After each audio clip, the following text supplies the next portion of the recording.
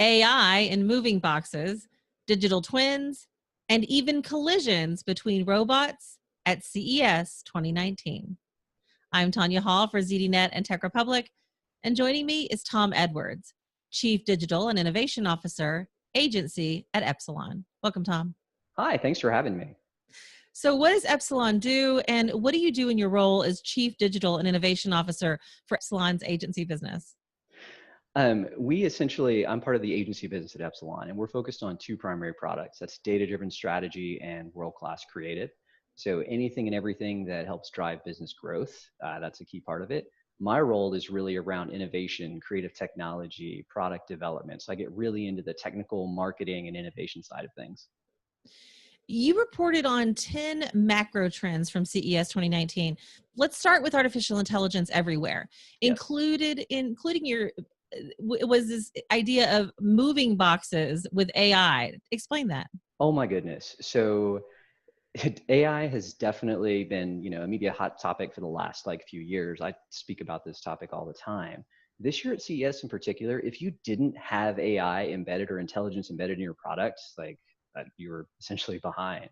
But one of the more interesting use cases was actually tied to moving boxes. They literally put machine learning algorithms into some of the cardboard to where you could actually track and see how boxes moved and shifted during the course of transit. It was more from a transportation use case perspective, but it just caught my attention that, oh my gosh, we have actual cardboard boxes with onboard machine learning. So there you go. How are customer experiences going to evolve with AI for machine vision? So AI is really what I'm seeing happening over the past few years is it's less about individual technologies disrupting. It's not just about AR, it's not just about VR or voice-based assistants. It's really about a convergence of technology that's being powered by AI. So essentially it's how can we going from the Internet of Things to basically autonomous things, making things more intelligent.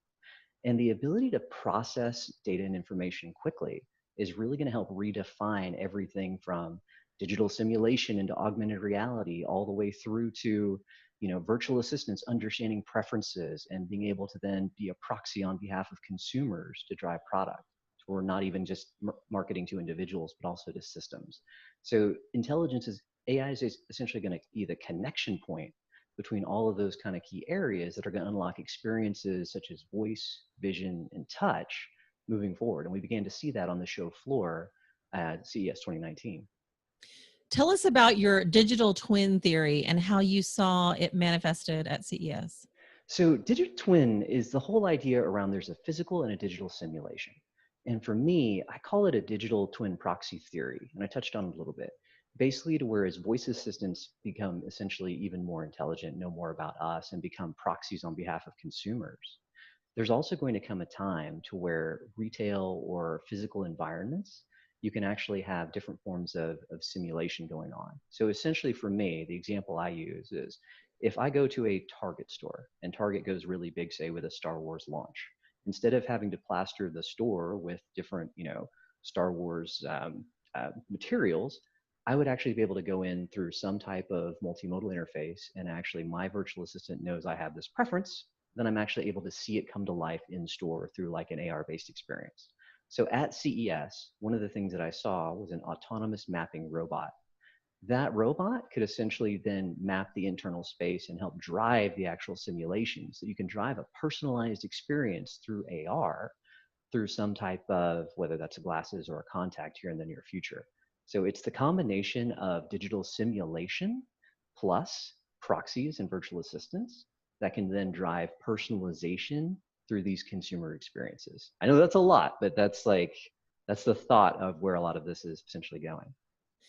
Explain 8K and the shift to multimodal.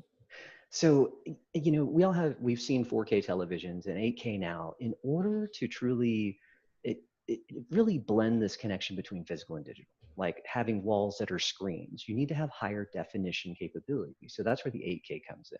8K is really for larger displays, like 96-inch. Samsung even had some with this micro LED technology that you could get up to 200 inches. What was really interesting, it wasn't just the 8K, it wasn't just that. Some of these televisions now have AI on board that do upscaling of some of the from 4K to 8K, But more importantly, you're seeing more integration of voice-based assistants into televisions. Samsung even moving beyond their Bixby assistant and allowing for Alexa and Google to be a part of the television experience.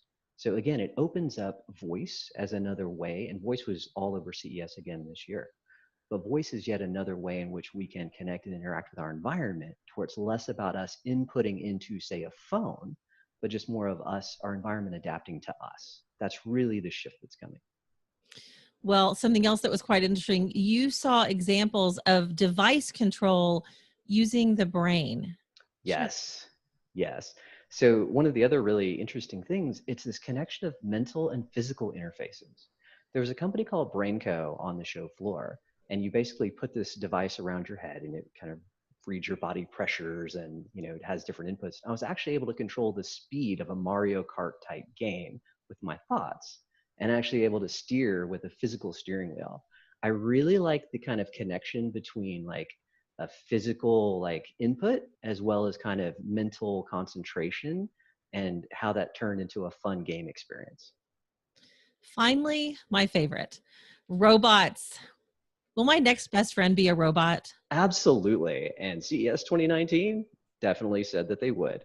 But no, in all seriousness, there was a lot around humanization of robots. So how can we take and convert robots into companions? If you're seeing this split to where virtual assistants are driving certain utility on behalf of the consumer every day, the robots were almost shifted more towards, whether they had form factors that look like pets or animals or whatever else that it may be. But there's a lot around, like even from a medical perspective, robots that would dispense pills or robots that could add additional value. I've actually conducted research in the past that showed patient adherence to medicine can actually be higher if they're doing it from a robot versus a desktop or an app. So it's just, again, seeing this continue to come to life on the show floor was very interesting.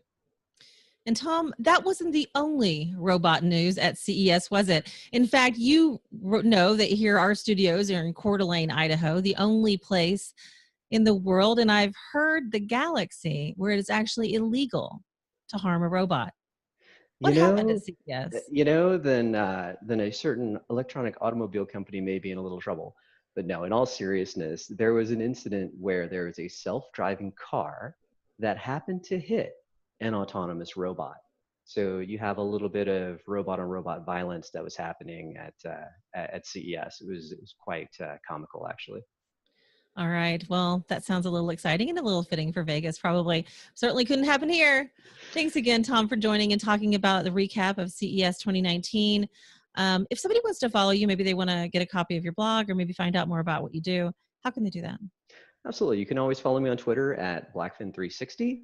That's BLACKFIN 360, or blackfin360.com. That's Tom Edwards, Chief Digital and Innovation Officer at Agency at Epsilon.